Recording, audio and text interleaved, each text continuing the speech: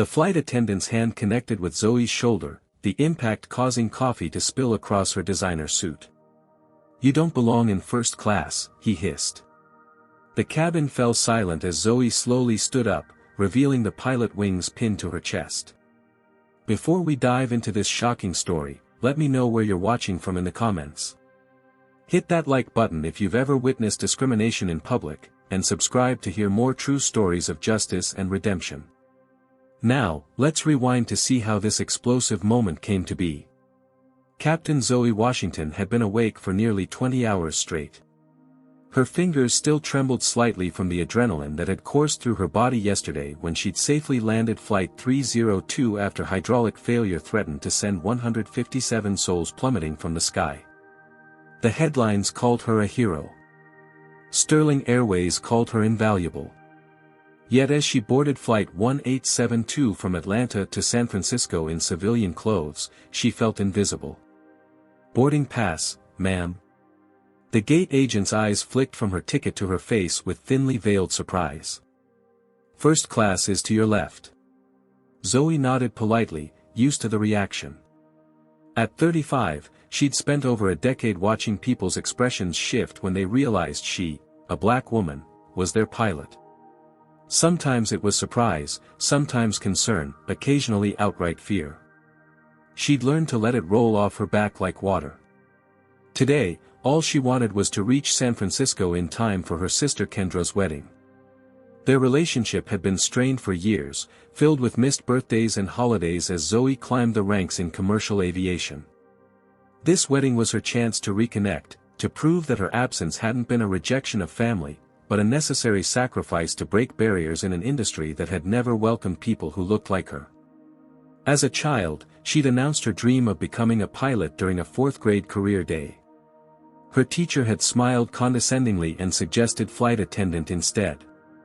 "More realistic," she'd said. Her father had squeezed her shoulder that night and whispered, "Remember, Zoe Bird, you'll need to be twice as good to get half as far. But you can do it." Zoe made her way down the jetway, rolling her small carry-on behind her.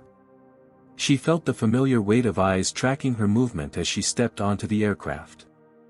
A businessman in a charcoal suit shifted slightly away as she passed. A woman clutched her purse tighter. Small things. Almost imperceptible. Almost. She found seat 2A and settled in, placing her bag in the overhead compartment. The leather seat felt luxurious after 20 hours of tension, and she allowed herself a small sigh of relief. She pulled out her tablet, opening the detailed itinerary Kendra had sent weeks ago. Rehearsal dinner tomorrow night. Wedding on Saturday. So much family to face after so long away. "Is this seat taken?" Zoe looked up to find an elderly white gentleman with kind eyes gesturing to 2B. "Not at all," she replied with a small smile. "James Peterson," he offered, extending his hand after stowing his bag. "Zoe Washington," she replied, shaking it firmly.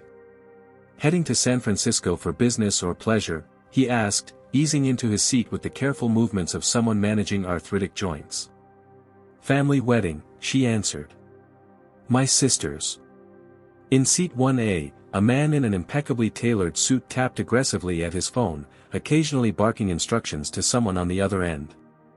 His gold cufflinks caught the light as he gestured dismissively toward the flight attendants preparing the cabin.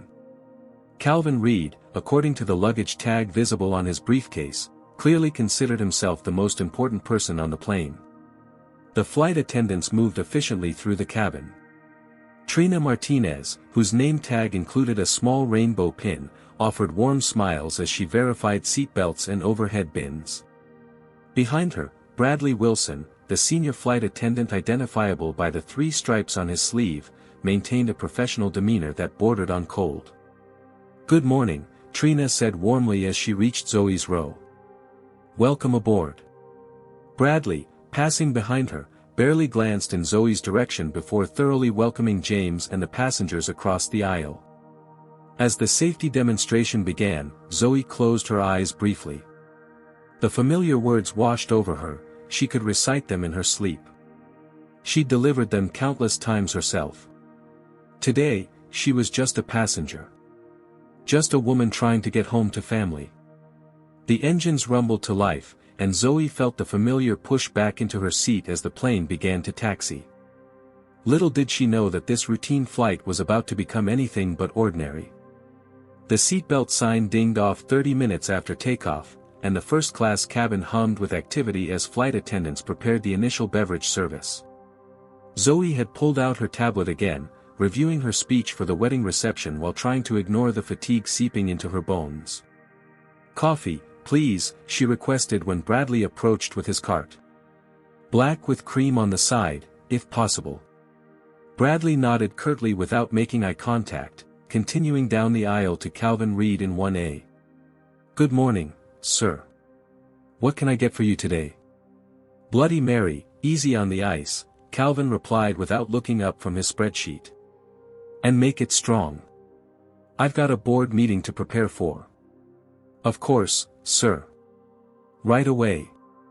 Bradley's tone shifted dramatically, warm and accommodating where it had been cold and dismissive with Zoe. Trina worked the other aisle, chatting pleasantly with passengers as she distributed drinks and warm nuts. She caught Zoe's eye briefly, her expression flickering with something like apology before she turned away. Bradley returned several minutes later, carefully placing Calvin's Bloody Mary on his tray table along with a linen napkin and dish of mixed nuts. "Can I get you anything else, sir?" "This is fine," Calvin muttered, taking an immediate sip. Bradley continued serving other passengers, completely bypassing Zoe.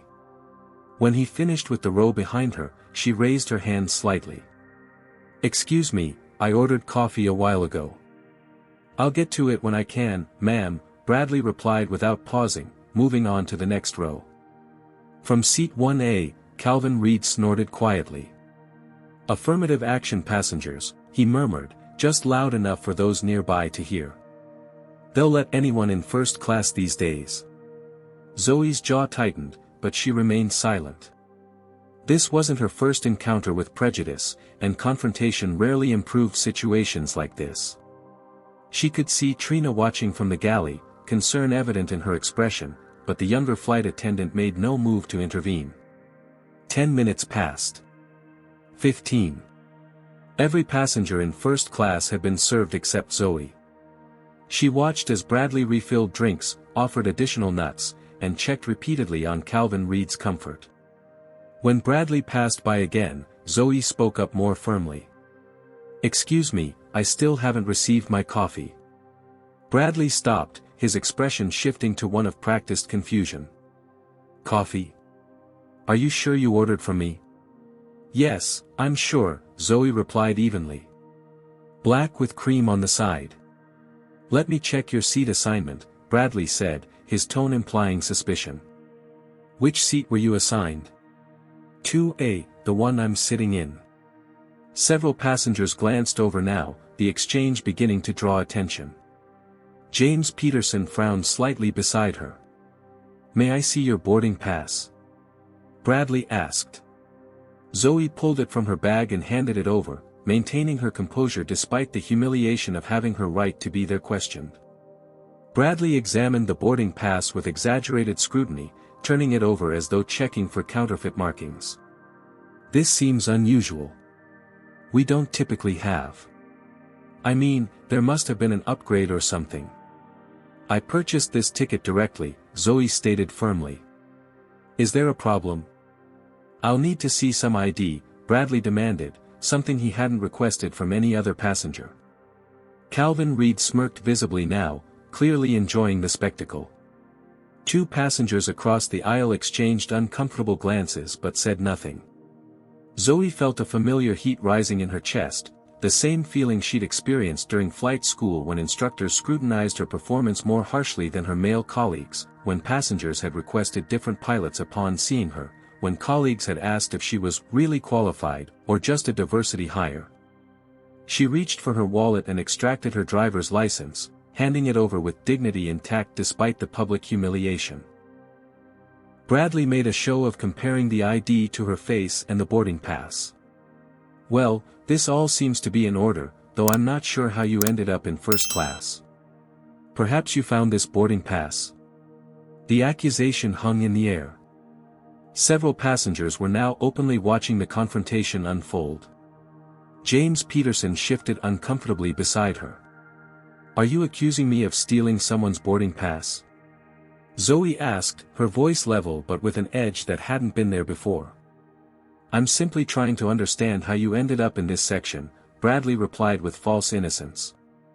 Perhaps you'd be more comfortable returning to your actual seat in economy.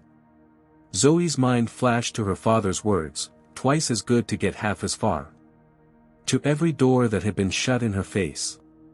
To every time she'd been told, explicitly or implicitly, that she didn't belong. My seat is right here, she stated firmly. And I would like my coffee, please. Bradley's expression hardened. I think there's been a mistake with your seating assignment. Let me help you find your proper place. He reached out, his hand landing firmly on her shoulder with enough force to push her slightly back into her seat. The coffee he'd finally brought splashed across the front of her designer suit, leaving a dark stain across the cream-colored fabric. You don't belong in first class, he hissed, low enough that only those in immediate proximity could hear the words, but loud enough that the intent was unmistakable. The cabin fell completely silent. Every eye was on them now. Trina had frozen in the galley, hand over her mouth. Calvin Reed watched with undisguised satisfaction. Slowly, deliberately, Zoe stood up. As she rose to her full height, her jacket fell open, revealing the pilot wings pinned to her chest, the gold emblem of a commercial airline captain with Sterling Airways.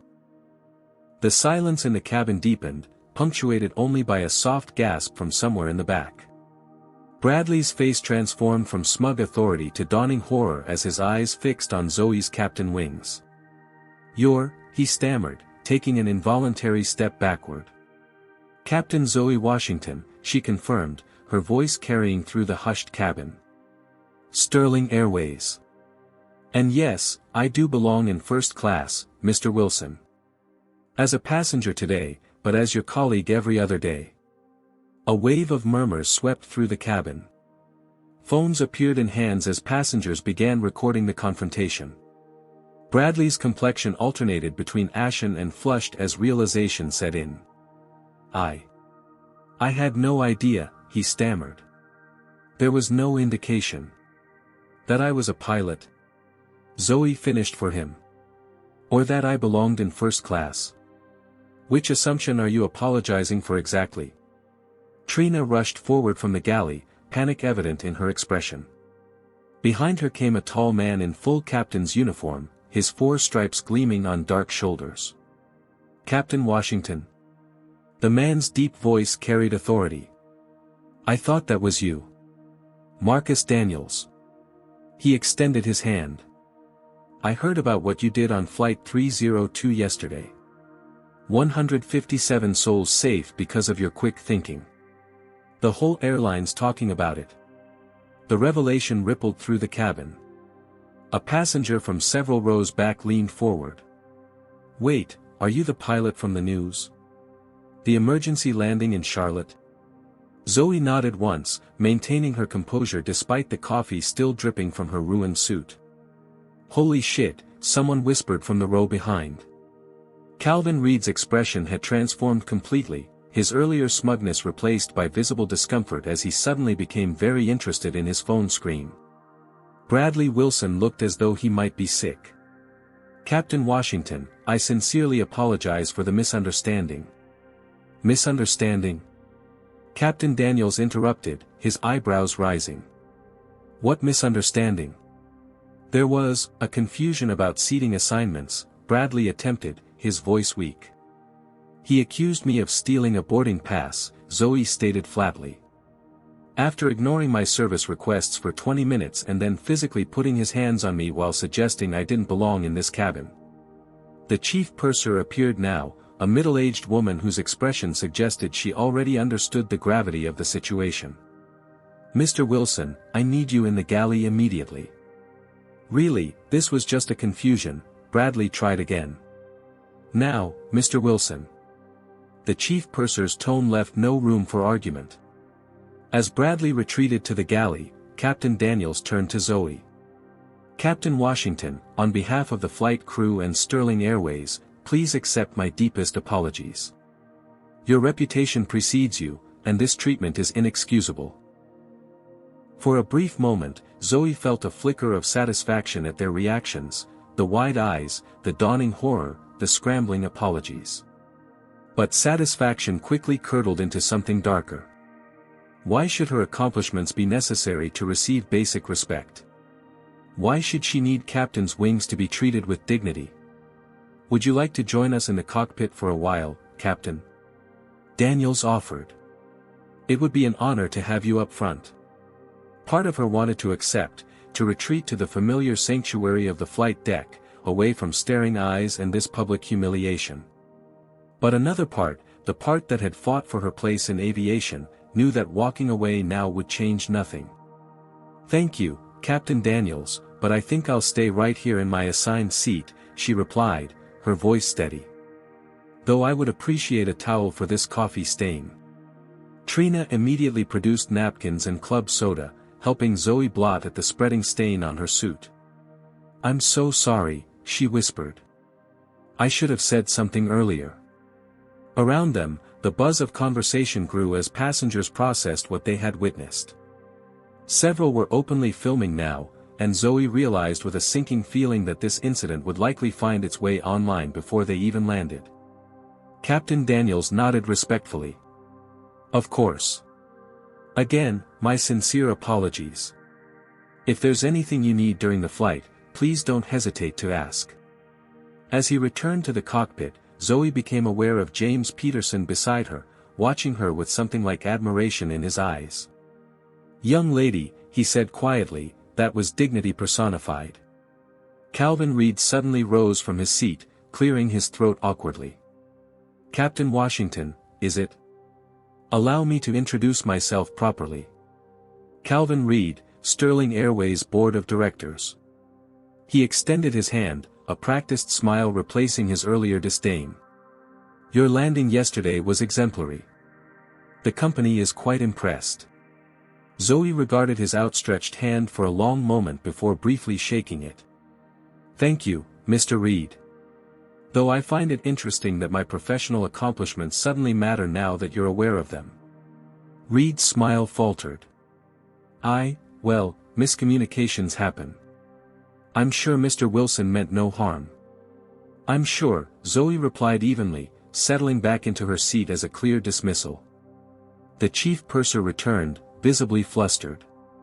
"Captain Washington, the airline CEO has been informed of this incident and would like to speak with you upon landing. Mr. Wilson has been reassigned to galley duty for the remainder of the flight." Passengers throughout the cabin were now openly discussing the incident, many turning to look at Zoe with expressions ranging from curiosity to admiration. What had begun as a personal humiliation was rapidly transforming into something much larger, a public relations situation that Sterling Airways would need to address. As Trina returned with fresh coffee, served with obvious deference, Zoe gazed out the window at the clouds below, wondering how what should have been a simple journey to her sister's wedding had become yet another battlefield in her ongoing fight to exist without justification. Have you ever experienced that moment when a seemingly isolated incident suddenly reveals itself as part of a much larger pattern? When the curtain pulls back and you see not just one act of discrimination, but an entire system designed to make certain people feel they don't belong? That's exactly what happened next on Flight 1872. Back in her seat with fresh coffee properly served, Zoe found herself in an unexpected spotlight. The stain on her suit had stopped spreading but remained a visible reminder of the confrontation. She dabbed at it methodically with a damp napkin, focusing on the repetitive motion to center herself as emotions churned beneath her composed exterior. "You know, I marched with King in '63, James Peterson said quietly beside her. His weathered hands rested on the armrests, liver spots marking decades of life experience. "Thought we'd see more progress by now." Zoe glanced at him, reassessing the kindly older gentleman. "Some days it feels like one step forward, 2 steps back. Progress isn't linear," he nodded. "But what I just witnessed, that took courage." Standing your ground with dignity instead of letting them force you to be either angry or small. That's how change happens. His words triggered a cascade of memories, moments throughout her career when she'd been forced to choose between speaking up and being labeled difficult, or staying silent and letting injustice pass unchallenged. Flight School, 2008, the instructor who'd referred to her as diversity enrollment within earshot. The evaluator who'd made her demonstrate emergency procedures 3 times while passing her white male colleagues on the first try. Her first airline, 2012, being mistaken for a flight attendant so frequently that she'd started wearing her pilot's uniform to crew briefings despite company policy allowing casual dress. Sterling Airways, 2018, the passenger who demanded a different pilot after seeing her during boarding. The chief pilot who'd suggested she might be more comfortable flying less prestigious routes. Yesterday's emergency landing, the first officer who'd afterward suggested to reporters that he'd talked her through it, despite flight recorder evidence showing her clear command of the situation from start to finish. A light touch on her arm pulled her from her thoughts. Trina stood beside her, offering a bottle of sparkling water. "Captain Washington," she said, her voice low. "I want to apologize properly. I saw how Bradley was treating you, and I didn't step in." "You're not responsible for his actions," Zoe replied. Trina glanced toward the galley, ensuring they wouldn't be overheard. "This isn't the first time. Bradley has a pattern with certain passengers. I've reported it twice to management, but nothing ever happens." Her fingers twisted nervously around a water bottle. "Many of us have experienced similar treatment within the company. It just gets buried." The revelation wasn't particularly surprising, but it added another dimension to the incident. This wasn't just about one flight attendant's prejudice, it was about a corporate culture that enabled it. From across the aisle, a passenger leaned over. "Excuse me, but aren't you the pilot from that emergency landing yesterday? With the hydraulic failure?" Zoe nodded, resignation settling over her as she realized privacy was no longer an option. "My cousin was on that flight," the woman continued, eyes wide. "He said it was the smoothest emergency landing he'd ever experienced, and he's a frequent flyer. You saved his life." The story began circulating through the cabin, passengers turning to look at her with new understanding. The narrative was shifting from "black woman confronted in first class" to "hero pilot disrespected by airline staff." While perhaps more favorable, it still missed the point. She shouldn't need to be extraordinary to be treated with basic dignity. 40 minutes later, Bradley reappeared in the cabin, now overcompensating with excessive politeness. "Captain Washington, can I get you anything at all? Another coffee? A snack? Perhaps a different seat away from the window?" His transparent attempt at damage control felt almost worse than the initial disrespect. "I'm fine, thank you," she replied coolly. During a bathroom break, Trina pulled her aside near the galley. "The CEO called the cockpit directly," she whispered. "The whole executive team is waiting at SFO. They're in full crisis mode." "Great," Zoe sighed. All she'd wanted was to reach her sister's wedding without incident. "There's more," Trina continued. "I checked with other crew members. Bradley has had 7 complaints filed against him for similar behavior toward passengers of color. All mysteriously resolved with no disciplinary action." She hesitated. "And Mr. Reed in 1A? He chairs the personnel committee on the board. The same committee that reviews discrimination complaints." The pieces clicked into place. This wasn't just an incident, it was a glimpse into systemic issues within Sterling Airways, the very company that had celebrated her as a hero just yesterday. Returning to her seat, Zoe found her phone filling with notifications. The incident had already hit social media, with passengers' videos circulating rapidly. Hashtag Captain Zoe and hashtag Sterling Airways racism were trending. What had begun as personal humiliation was exploding into a public relations nightmare for the airline. "Quite a situation developing," James Peterson observed as she settled back beside him. "Not what I planned for my day off," Zoe admitted. Sometimes the battles choose us, he replied. Question is, what will you do with this moment? The question hung between them as the plane continued its journey westward.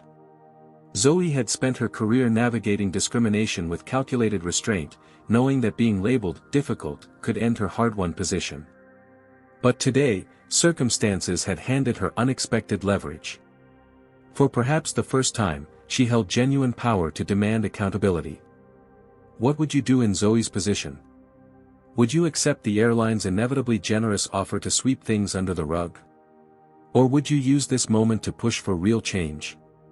Comment 1 if you think she should fight for systemic change, even at personal cost. Hit that like button if you've ever had to choose between speaking up or keeping the peace in the face of injustice. And while you're thinking about that, let me ask you this: what happens when the power dynamic suddenly shifts, and those who were comfortable in their prejudice find themselves exposed? Subscribe to find out as our story continues. The plane reached cruising altitude, the soft hum of engines creating white noise that normally lulled passengers to sleep. But sleep was the furthest thing from anyone's mind in the first-class cabin of Flight 1872. An invisible current of tension ran through the air, charging every interaction with heightened significance. Zoe's phone vibrated with an incoming message. A text from her sister Kendra: "Your flight okay?" Seeing something on Twitter about Sterling Airways and a black female pilot? News traveled faster than jets these days. She typed back quickly, "I'm fine. We'll explain when I land." Still making rehearsal dinner. The intercom chimed softly. "Captain Washington," came Captain Daniel's voice. "If you have a moment, could you please come to the flight deck? We have a call for you." Curious glances followed her as she made her way forward. The cockpit door opened before she could knock, Captain Daniels ushering her inside with a grimace that spoke volumes. "CEO on secure line," he explained, handing her a headset. "Richard Blackwell himself." Zoe raised an eyebrow but accepted the headset, settling into the jump seat. "This is Captain Washington." "Captain." The voice exuded practiced charm and barely concealed panic. "Richard Blackwell here. First, let me personally apologize for the unfortunate incident aboard your flight today. Completely unacceptable. Not what Sterling Airways stands for at all." "I appreciate that," Zoe replied neutrally. "I'm calling to assure you we're taking this extremely seriously. Mr. Wilson has been suspended pending investigation, and I'd like to offer you our platinum compensation package, upgrade vouchers, bonus miles, the works." Zoe watched the clouds pass below, considering her response. "Mr. Blackwell, while I appreciate the offer, I don't think upgrade vouchers address the underlying issue here." A brief pause. Of course. What did you have in mind?" "I'd prefer to discuss that in person." "I understand you'll be meeting us at the gate." Another pause, longer this time. "Yes, I'll be there personally. We're eager to resolve this to your satisfaction."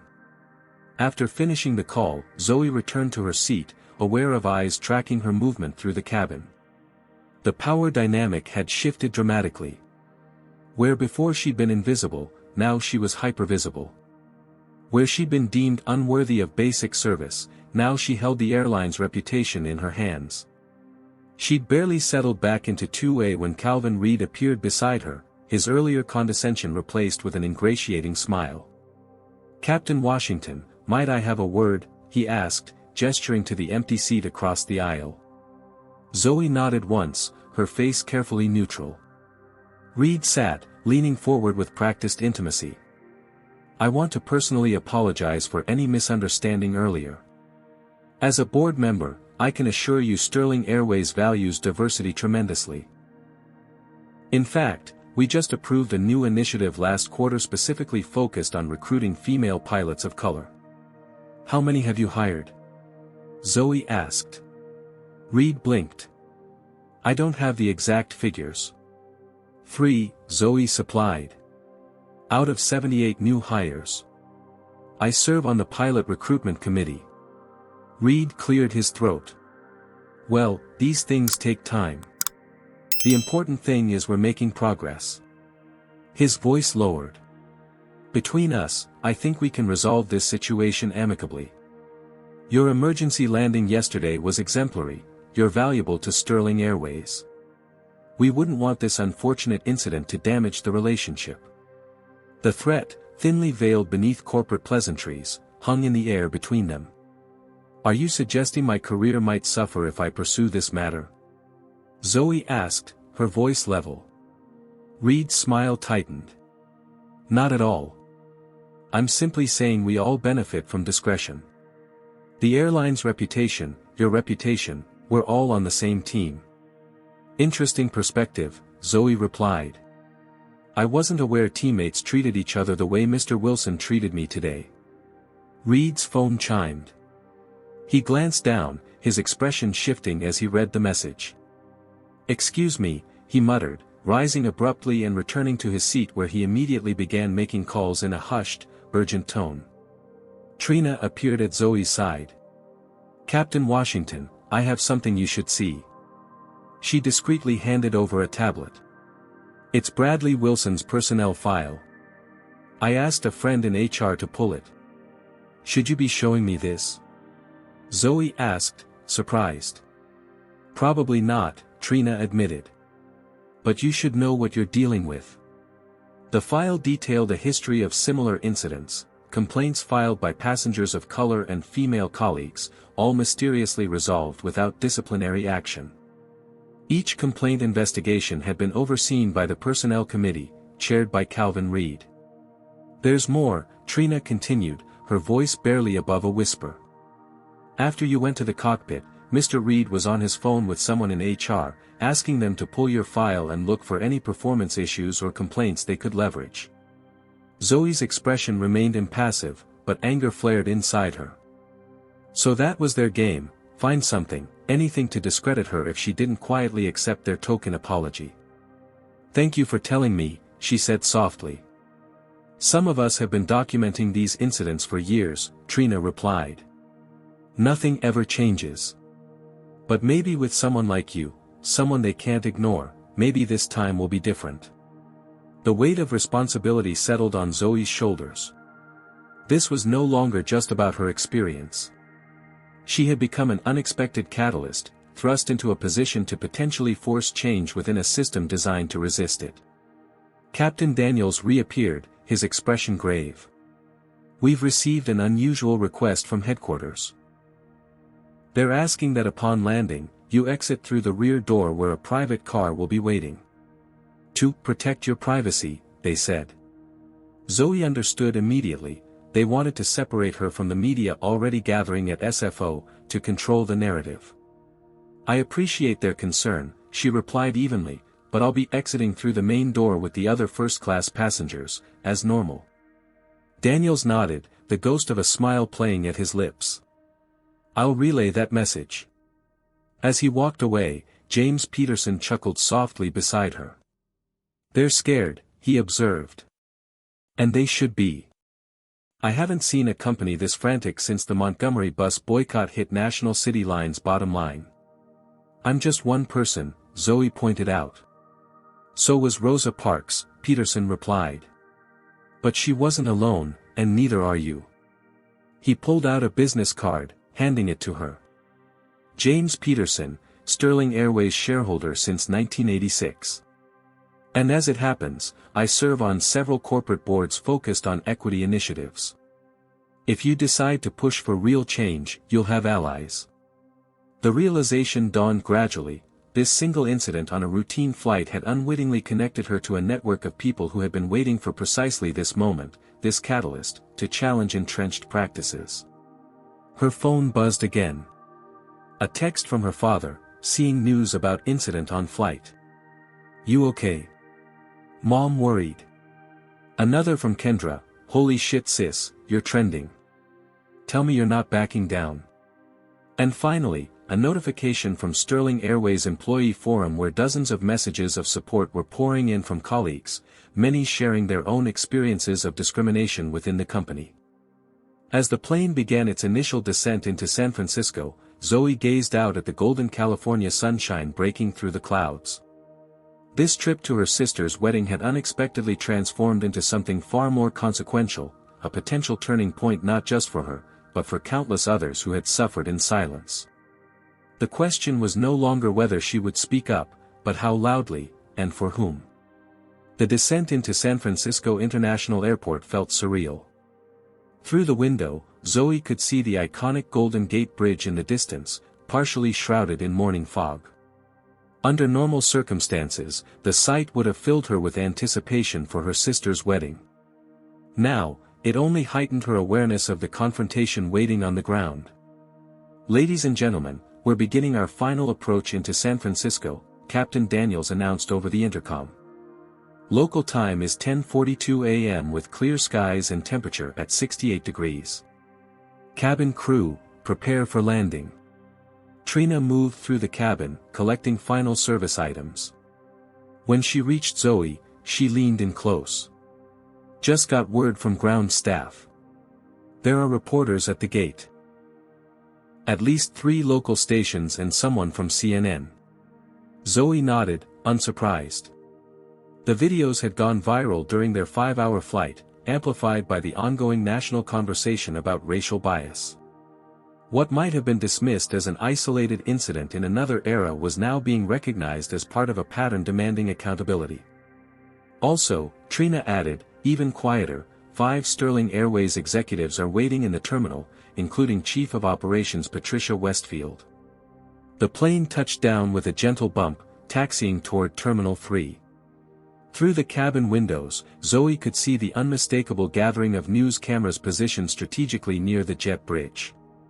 Her phone chimed with a message from Kendra, "At airport with Daddy. Terminal 3 baggage claim. Media everywhere. You okay?"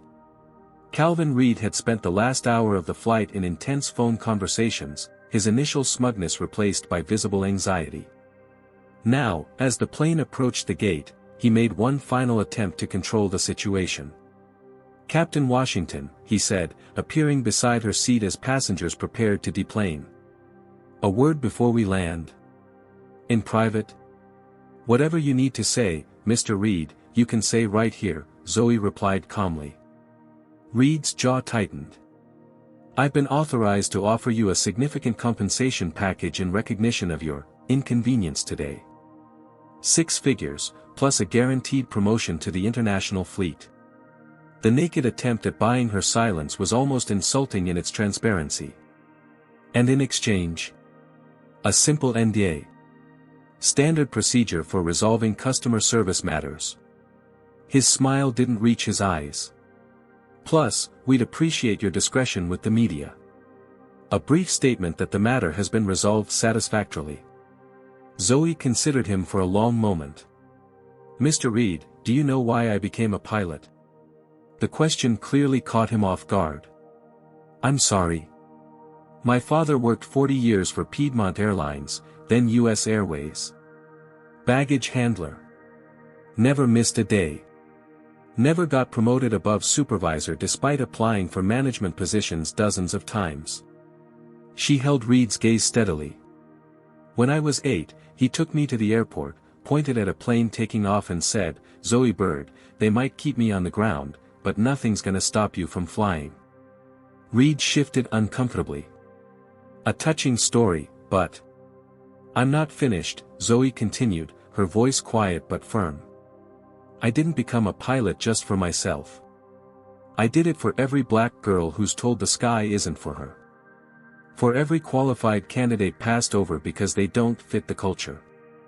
Your money doesn't interest me, Mr. Reed. Change does." The seatbelt sign dinged off. Passengers began standing, retrieving bags from overhead compartments. "You're making a mistake," Reed warned, his veneer of civility cracking. "This could have been a win-win." "I disagree," Zoe replied, standing to collect her carry-on. "But I appreciate you making the company's priorities so clear." As first-class passengers began deplaning, Captain Daniels appeared at the cockpit door, catching Zoe's eye with a subtle nod of respect. The moment she stepped into the jet bridge, Zoe could feel the shift in atmosphere. Airport staff who normally blended into the background watched with undisguised interest. At the gate, a phalanx of suits waited tensely, Sterling Airways executives easily identifiable by their navy blazers and anxious expressions. Captain Washington, a polished woman in her 50s, stepped forward, hand extended. Patricia Westfield, Chief Operations Officer. On behalf of Sterling Airways, I want to personally. Ms. Westfield, Zoe interrupted politely, I appreciate you coming, but I'd like to meet my family first. They're waiting.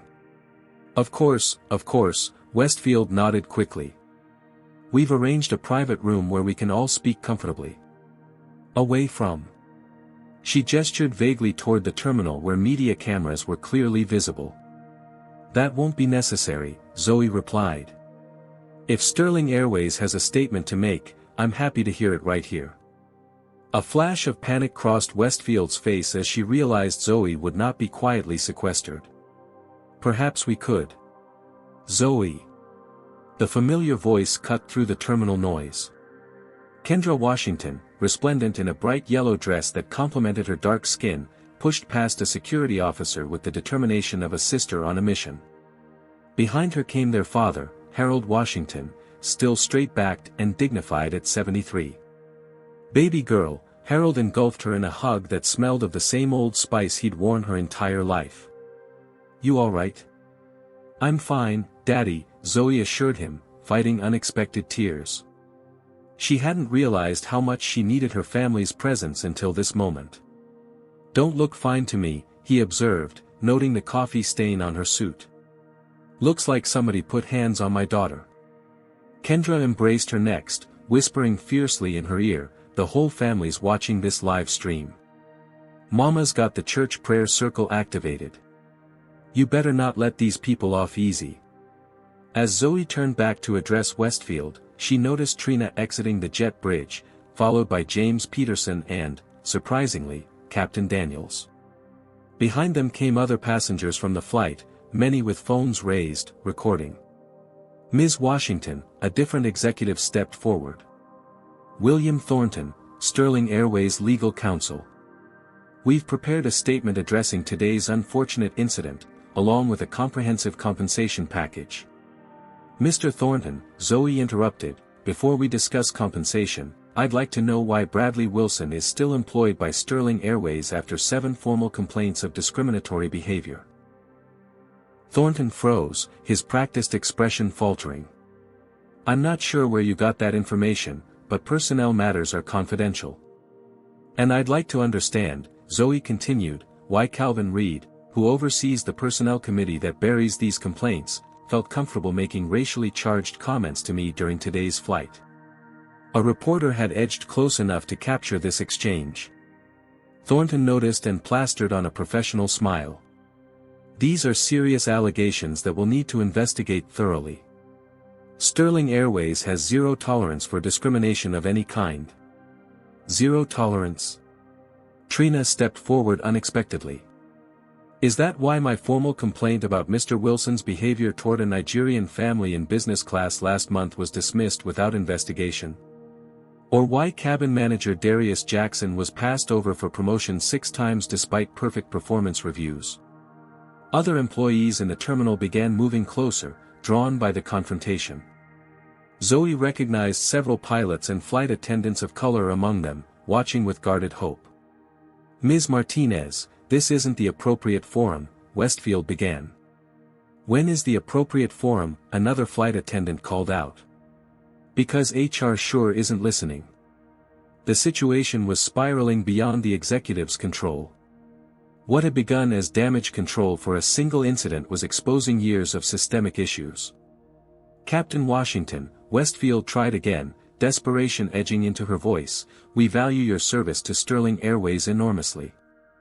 We'd like to offer you the position of Chief Diversity Officer, effective immediately. Full executive compensation, board meetings, the works. The naked attempt to co-opt her protest into a PR win stunned Zoe momentarily. A prestigious title and substantial salary in exchange for her silence, packaged as progress. Creating another position won't solve your problem, Zoe replied, aware that every word was likely being recorded. You don't need a diversity officer. You need accountability. Harold Washington stepped closer to his daughter, his presence solid and supporting. Seems to me, he said, his deep voice carrying, that Sterling Airways has a choice to make.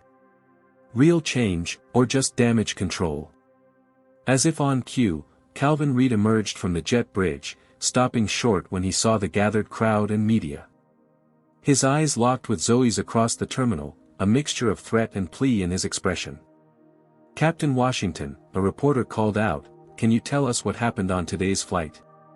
Zoe looked from the reporter to the Sterling executives, to her family, to the employees watching with hope and fear intermingled on their faces. The truth was, Sterling Airways didn't have a choice to make. She did. The Sterling Airways conference room on the top floor of their San Francisco operations building offered a panoramic view of runways and taxiways. Planes took off and landed in perfect choreography, a testament to the precision and professionalism that kept commercial aviation safe. If only the human systems were managed with the same care and attention. 24 hours after Flight 1872 landed, Zoe sat at the head of a table that would have been unthinkable just days earlier. To her right sat her father, Harold, whose pride was evident despite his attempt at a poker face. To her left was James Peterson, who had revealed himself to be not just a sympathetic bystander but a strategic ally with significant Sterling Airways stock holdings.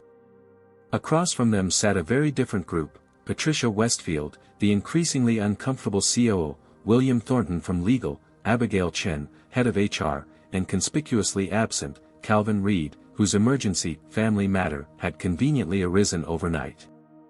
Let's continue, Zoe said, turning a page in the document before her. Employee demographic data shows that while Sterling Airways has hired 47 pilots of color in the past 5 years, 39 have left the company within 18 months. Can you explain this retention issue? The executives exchanged glances. Abigail Chen finally spoke. The airline industry is highly competitive. Pilots receive offers from multiple carriers. Interesting, Zoe replied.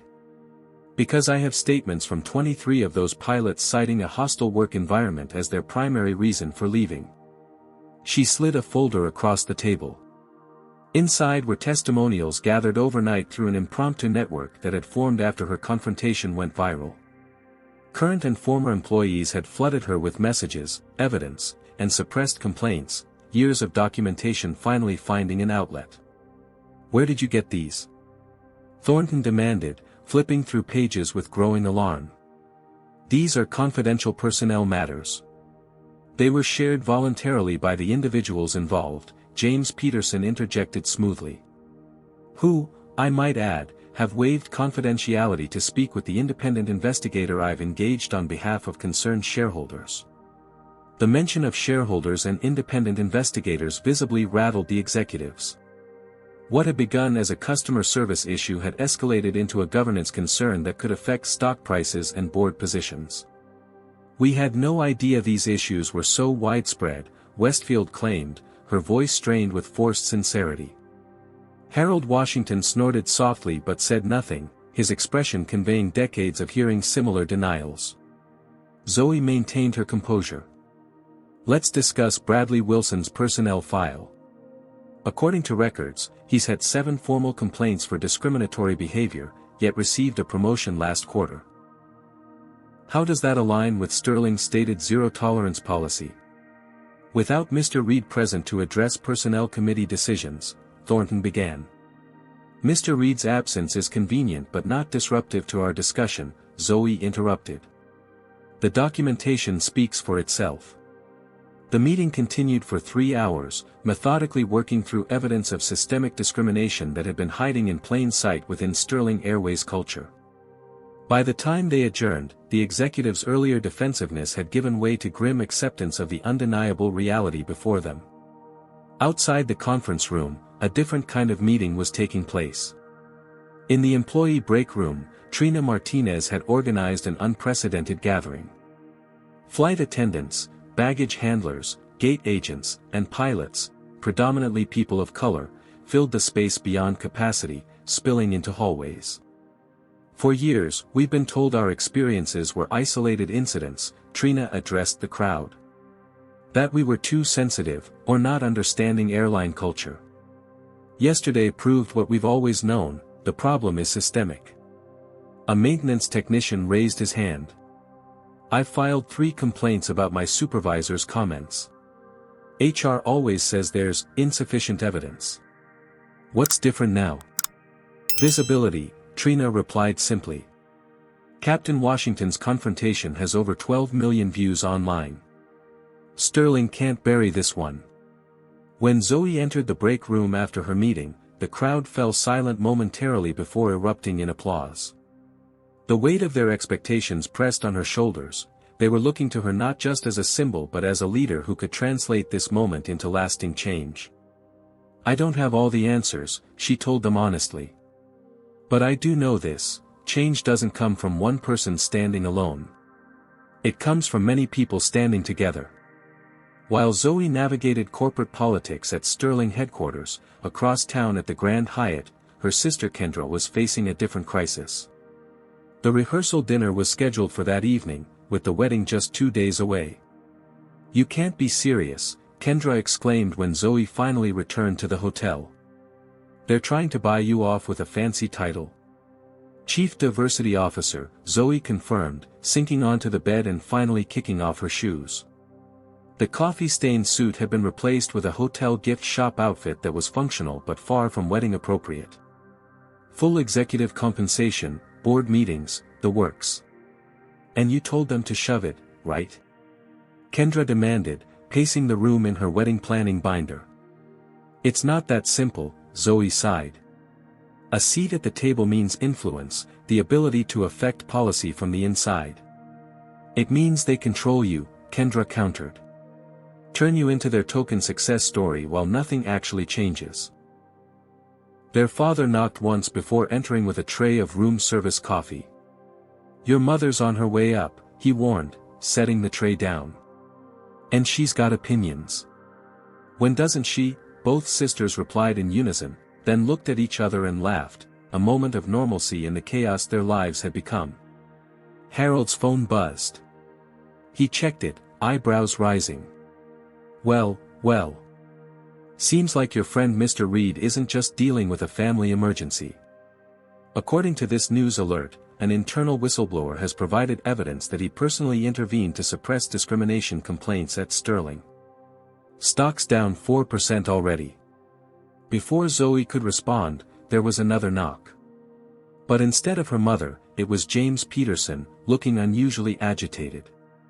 Sorry to interrupt, he said, but Sterling's PR team just released a statement announcing your appointment as Chief Diversity Officer, without your acceptance. They're trying to control the narrative. Kendra's expression darkened. See? What did I tell you? Zoe's phone began buzzing incessantly, colleagues, media, and Sterling executives all demanding her response to an announcement she hadn't approved. That's not all, Peterson continued. They've scheduled a press conference for tomorrow morning. They expect you to stand beside Westfield and Thornton, presenting a united front. During my sister's wedding rehearsal, Zoe noted bitterly. Harold Washington had been quiet, watching his daughters with the weathered patience of a man who had seen corporate America's playbook many times before. Now he spoke, his voice carrying the weight of experience. When I was pushing for that supervisor position at US Airways, they kept telling me to be patient, that change takes time. 30 years I gave that company, and in the end, nothing changed because those in power had no reason to change it. He looked directly at Zoe. They're offering you a title, not power. Real power is what they're afraid you'll use if you don't take their offer. As if to underscore his point, Zoe's phone lit up with a text from Trina, emergency meeting called by COO. They're trying to identify instigators who shared personnel files. 3 people already suspended. The battle lines were being drawn more clearly by the hour. Sterling Airways was mobilizing its considerable resources to contain the situation, to isolate Zoe from potential allies and neutralize her influence through the classic strategy of elevating her just enough to separate her from the movement she had inadvertently sparked. The board meeting is Saturday morning, Peterson noted. The same time as your sister's wedding. The timing wasn't coincidental. They were forcing her to choose between her family and her cause, betting that family would win and the momentum would dissipate without her presence. Kendra, who had been furiously texting, suddenly looked up with fierce determination. What if we moved the ceremony? Not the reception, that's too many moving parts, but just the actual wedding. Friday morning instead of Saturday. Would that work? Kendra, no, Zoe protested. This is your day. You've been planning it for a year. And I'll be damned if I let Sterling Airways ruin it, Kendra replied firmly. Besides, what's more important, some arbitrary date, or making sure my badass sister can fight corporate racism and see me get married? Harold grinned proudly at both his daughters. Your mother's going to have opinions about this too. Mom will understand, Kendra insisted. Especially when I tell her it's so you can channel Grandma Esther. Their grandmother Esther had been a civil rights activist in the 1960s, arrested 3 times for organizing protests in Birmingham. She had passed away when the sisters were teenagers, but her legacy of courage had shaped their family's values. As the weight of decisions pressed upon her, Zoe felt an unexpected clarity emerging from the chaos. Sterling Airways had made a critical miscalculation. They assumed she was fighting for herself, for recognition, compensation, or career advancement. But this had never been about just her. It was about every employee who had been silenced, every passenger who had been profiled, every qualified candidate passed over. And in trying to separate her from her family, they had unwittingly strengthened her most important support system. All right, she said finally. If we're doing this, we're doing it right. Not just band-aids and promises, but structural change. Peterson nodded approvingly. I'll contact the other concerned shareholders tonight. We'll have a voting block ready for Saturday. Harold clapped his hands once, decisively. And I'll help your mother understand why her daughter's wedding is moving up a day. God help us all. As the impromptu strategy session continued in the hotel room, Zoe's phone buzzed with another message, this one from Captain Marcus Daniels, Pilots Union emergency meeting tonight. We've got your back. For the first time since Bradley Wilson's hand had connected with her shoulder on Flight 1872, Zoe felt the tide truly turning. Not because of viral videos or media attention, but because people throughout the Sterling Airways ecosystem were finally finding the courage to stand together and say, enough. Dawn broke over San Francisco Bay with golden light that belied the tension of the day ahead. In the bridal suite of the Grand Hyatt, Kendra Washington stood in her wedding gown, an elegant sheath of ivory satin that complemented her deep brown skin perfectly. Behind her, their mother Gloria adjusted the veil with hands that had raised 2 daughters to never back down from a fight. You're sure about this? Gloria asked, meeting Kendra's eyes in the mirror. Moving your entire wedding day to accommodate your sister's corporate showdown? Kendra's reflection smiled confidently. Mom, when have I ever done anything I wasn't sure about? Gloria laughed softly. Fair point. She pinned the last section of veil in place. Your grandmother would be proud of both of you today. 2 floors below, in a hastily converted conference room, Zoe sat in a navy pantsuit, reviewing documents with James Peterson and a team of allies they'd assembled over the past 36 hours, 3 Sterling Airways board members sympathetic to their cause, union representatives from pilots, flight attendants, and ground crew, 2 civil rights attorneys, and Trina Martinez, who had become the unofficial spokesperson for employees speaking out. Bradley Wilson's case is the simplest, one attorney explained. 7 documented complaints, all buried by the Personnel Committee. Clear pattern of discrimination. The systemic issues will be harder to address, Peterson cautioned. Corporate culture doesn't change overnight. Zoe checked her watch, 6:45 a.m.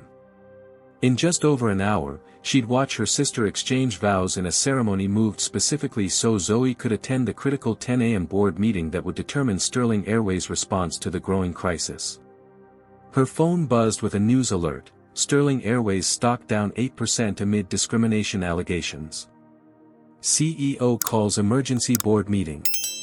Another message followed immediately, from William Thornton, Sterling's legal counsel: final offer, Chief Diversity Officer, $350,000 annual salary, seat on Executive Committee. Press conference 9 a.m. to announce. Need confirmation by 7:30. They were still trying to buy her off, still hoping to present a united front before the board meeting. Still misunderstanding what this fight was actually about. They're panicking, Peterson observed, reading over her shoulder. Which means they're vulnerable. The hotel room phone rang.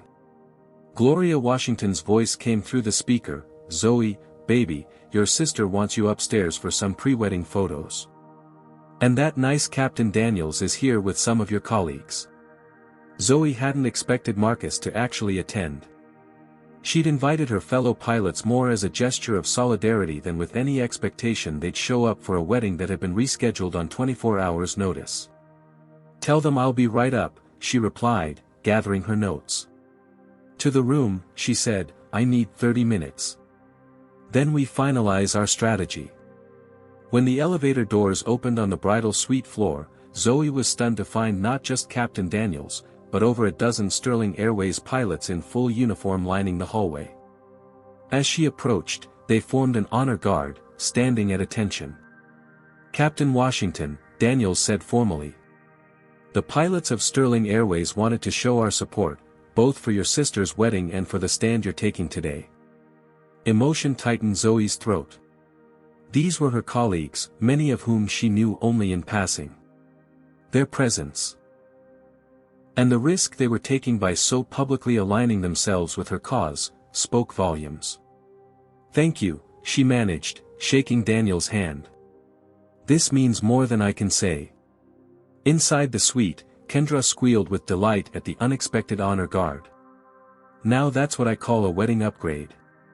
Do they do this for all pilot sisters, or am I special? You're definitely special, Zoe laughed, embracing her sister carefully to avoid wrinkling the gown. You look incredible. Save the compliments for after I've pulled off a wedding ceremony with 24 hours notice, Kendra replied, though she beamed with pride. Mom's still mad about the flowers, but Dad talked the florist into an emergency delivery.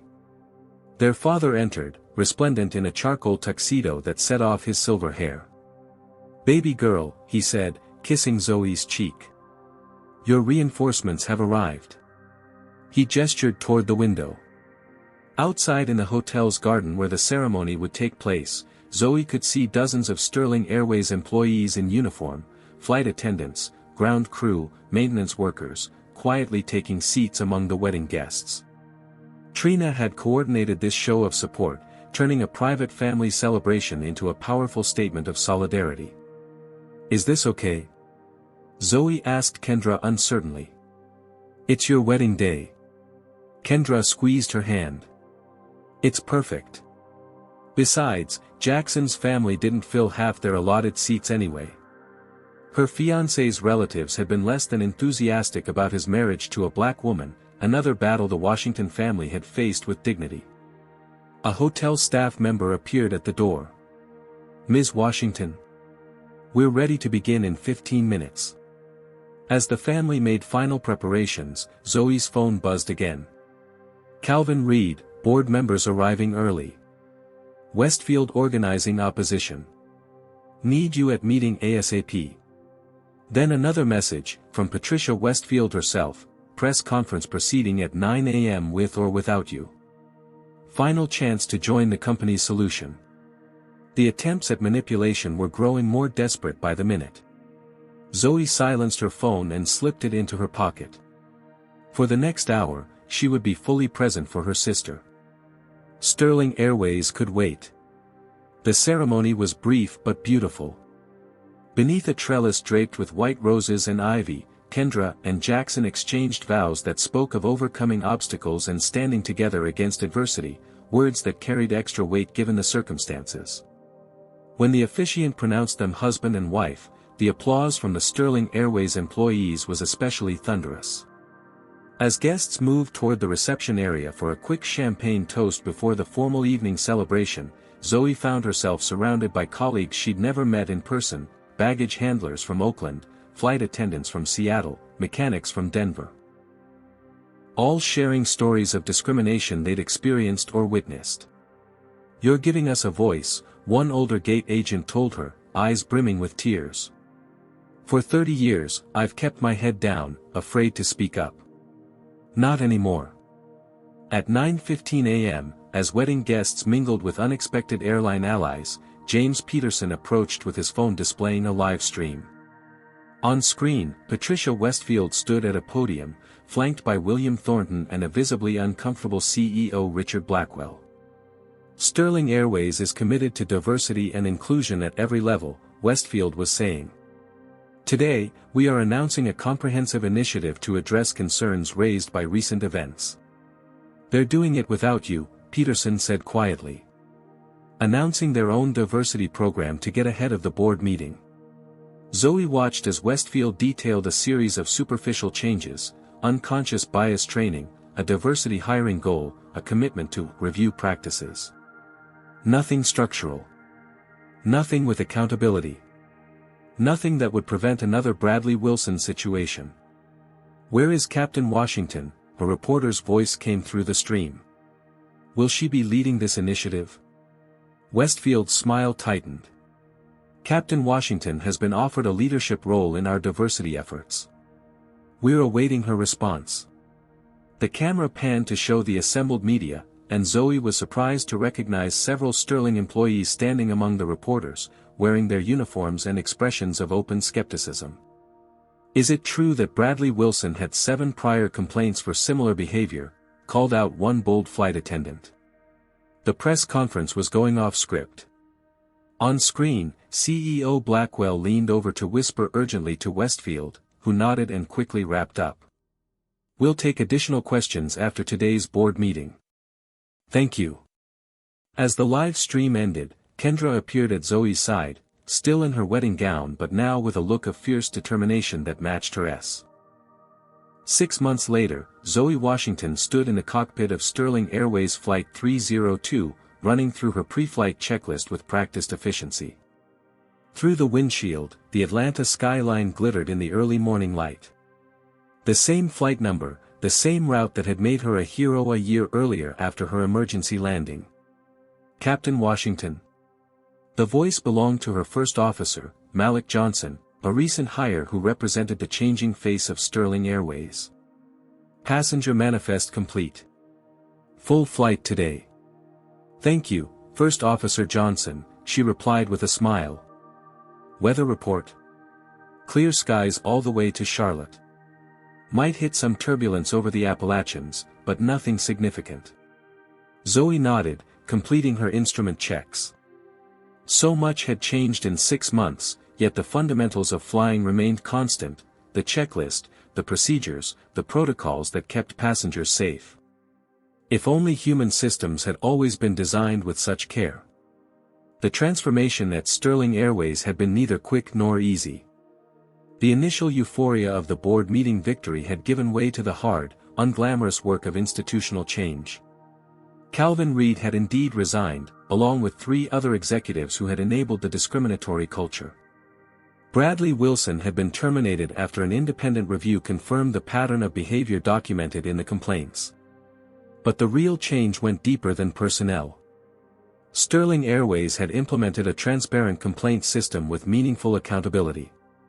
Hiring and promotion practices were restructured to eliminate bias. Training programs were overhauled to address not just overt discrimination but the subtle microaggressions that had poisoned the company culture. Most significantly, Sterling had established an employee advocacy committee with real power, the ability to review policy changes, access complaint data, and report directly to the board. Trina Martinez, promoted to Senior Cabin Services Manager, chaired the committee. "Captain Washington." The chief purser appeared at the cockpit door. "Boarding complete. We're ready when you are." "Thank you, Ms. Davis. We'll begin pushback in approximately 5 minutes." As the purser returned to the cabin, Zoe's phone chimed with a final message before she would switch it to flight mode. "From Kendra, happy anniversary, sis. 1 year since you flipped a coffee stain into a revolution. Jackson says hi. Mom wants to know when you're coming for dinner. Love you." Zoe smiled, typing a quick reply before powering down her phone. Her relationship with her family had deepened through the crisis, old tensions dissolved by standing together when it mattered most. After completing her final checks, Zoe activated the cabin intercom. "Good morning, ladies and gentlemen. This is Captain Zoe Washington. On behalf of First Officer Johnson and our entire crew, welcome aboard Sterling Airways Flight 302 to Charlotte." As she delivered the standard greeting, she caught sight of her reflection in the cockpit window, captain stripes on her shoulders, confidence in her posture, purpose in her expression. Not just a pilot, but a catalyst for change. The past 6 months hadn't been without challenges. There had been resistance from those invested in the old ways, attempts to water down reforms, moments when momentum seemed to stall. But with each setback came renewed determination from the coalition that had formed around her. James Peterson had leveraged his influence as a shareholder to keep pressure on the board. Captain Daniels had ensured the pilots' union remained actively engaged in the transformation process. Her father had even come out of retirement to serve as a consultant on Sterling's new employee relations team, bringing decades of experience from the ground level of airline operations. Most remarkably, Bradley Wilson had reached out 3 months after his termination with a handwritten letter. Not an excuse or justification, but a genuine acknowledgement of his prejudice and the harm it had caused. He'd enrolled in an anti-racism program, was working with a community organization in Atlanta's predominantly black neighborhoods, and thanked her for forcing him to confront biases he'd denied for decades. As Flight 302 pushed back from the gate, Zoe observed a new flight attendant demonstrating the safety procedures, a young black woman who might have faced the same barriers Zoe had encountered a decade earlier, but who now had systems in place to protect her from the worst of them. The plane taxied toward the runway, engines rumbling with contained power. Zoe felt that familiar surge of satisfaction that came with commanding such a complex machine, with bearing the responsibility for hundreds of lives. But now there was something else too, pride in knowing that her presence in the cockpit meant something beyond her individual achievement. She had become both a symbol and a catalyst for something larger than herself. "Sterling 302, cleared for takeoff," came the controller's voice through her headset. "Roger, cleared for takeoff," Zoe replied, advancing the throttles smoothly. The aircraft gathered speed, racing down the runway until the gentle pressure on the yoke lifted them into the sky. As Atlanta fell away beneath them, Zoe reflected on the journey that had brought her here, not just her career path from aspiring pilot to captain, but the unexpected detour through confrontation and transformation. The incident on Flight 1872 had begun with humiliation, coffee spilled across her suit, prejudice displayed for all to see. It could have ended there, with a personal apology and compensation package, with her silence purchased through promotion. Instead, it had become a pivotal moment not just for her, but for hundreds of employees and thousands of passengers who would never know her name but whose experiences would be forever changed by the systems now in place. 6 months after that fateful flight, Sterling Airways had become an industry leader in inclusive practices. Other airlines were studying their reformed complaint procedures and transparent reporting systems. The Employee Advocacy Committee had become a model for corporate accountability. Zoe herself had turned down multiple offers for executive positions, choosing instead to remain in the cockpit while serving as a mentor to young pilots of color through a program she'd helped establish. The cockpit was where she belonged, where she'd always belonged, despite those who had tried to convince her otherwise. As Flight 302 leveled off at cruising altitude, First Officer Johnson adjusted his heading slightly. "Captain Washington," he said, his voice carrying the deference of a junior officer but none of the uncertainty that might have colored such interactions in the past. "May I ask you something personal?" Of course, First Officer. That day on Flight 1872, did you know what would happen? Did you realize it would change everything? Zoe considered the question carefully. No, she answered honestly. I just knew I couldn't let it pass. Not again. Not anymore. Johnson nodded thoughtfully. My sister's applying to flight school next year. Because of you. Because she saw what happened and thought, if Captain Washington can stand her ground, so can I. Zoe smiled, the simple statement affecting her more deeply than any corporate award or media recognition had. Tell her the sky's waiting for her. The intercom chimed, and the chief purser's voice came through. Captain Washington. We have a passenger in first class, seat 2A. A Mr. James Peterson. He's asking if you might have a moment to say hello when it's convenient. Please tell Mr. Peterson I'll stop by after we reach cruising altitude, Zoe replied. The coincidence, or perhaps intentional symmetry, of Peterson occupying seat 2A, the very seat where this journey had begun, wasn't lost on her. The elderly gentleman had become both friend and ally, his experience in corporate governance proving invaluable during the transformation process. 20 minutes later, with the aircraft comfortably established in cruise, Zoe made her way into the cabin. James Peterson sat exactly where she had been 6 months earlier, though his welcome from the cabin crew could not have been more different. Captain Washington, he greeted her warmly, extending his hand. Thought I'd surprise you. On my way to see my granddaughter in Charlotte. A wonderful surprise, Mr. Peterson. James, please. He gestured to the empty seat beside him. Got a minute? Zoe glanced toward the cockpit, where First Officer Johnson had things well in hand. A minute, she agreed, sitting briefly. I wanted you to know, Peterson said, his voice lowered confidentially, Sterling's new policies are being studied by 4 other major airlines. The independent committee structure, the transparency requirements, they're becoming industry standards. Zoe hadn't known this, focused as she'd been on her day-to-day responsibilities. That's remarkable. It's a beginning, Peterson corrected gently. The work is never finished, but the direction matters. He paused.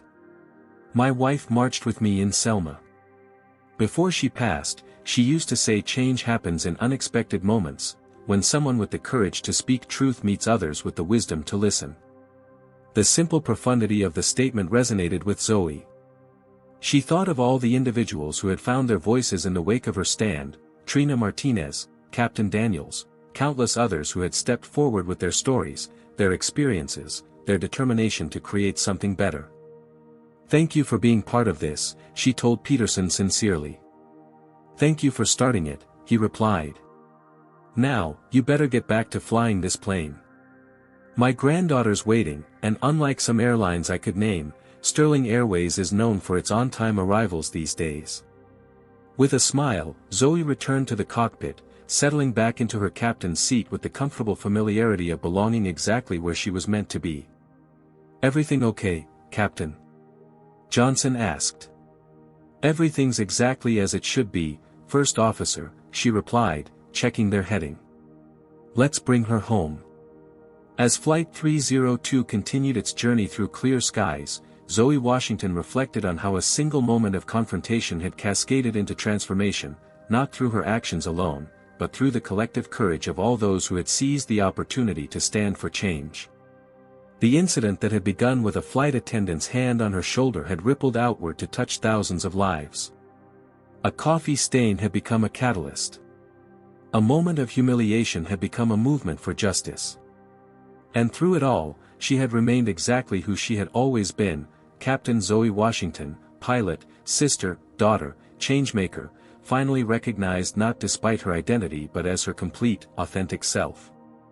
#the lessons we can learn. The story of Captain Zoe Washington teaches us that true change often begins with a single moment of courage. When faced with discrimination, Zoe could have accepted the apology and compensation, taking the easier path. Instead, she recognized that her individual experience was part of a larger pattern affecting countless others. We learn that systems don't change themselves, people change systems. By standing firm in her dignity rather than accepting token gestures, Zoe created space for others to speak their truths. Her story shows that meaningful transformation requires both individual courage and collective action. The narrative reminds us that power structures often try to isolate those who challenge them, offering individual benefits to maintain the status quo. By keeping her focus on systemic change rather than personal gain, Zoe achieved something far more valuable than a promotion. Perhaps most importantly, we see that change ripples outward in ways we can't predict. What began as a confrontation on one flight eventually transformed an entire industry's practices. Bradley Wilson's transformation shows that even those who perpetuate discrimination can grow when forced to confront their biases. This story challenges us all to consider, where in our lives are we accepting injustice as just the way things are? When might our individual stand create space for collective change? And how can we ensure that our actions serve not just our own interests, but the greater good? What's a time you witnessed or experienced discrimination and either spoke up or wished you had? Share your story in the comments below. Your experience might give someone else the courage to stand up next time. If this story resonated with you, please hit that like button and subscribe for more powerful narratives about overcoming injustice. Share it with someone who needs a reminder that one person's courage can ignite widespread change. Thank you for joining me in exploring Captain Washington's journey. Remember, sometimes the most powerful words aren't complex speeches or elaborate arguments, they're simply enough and not anymore.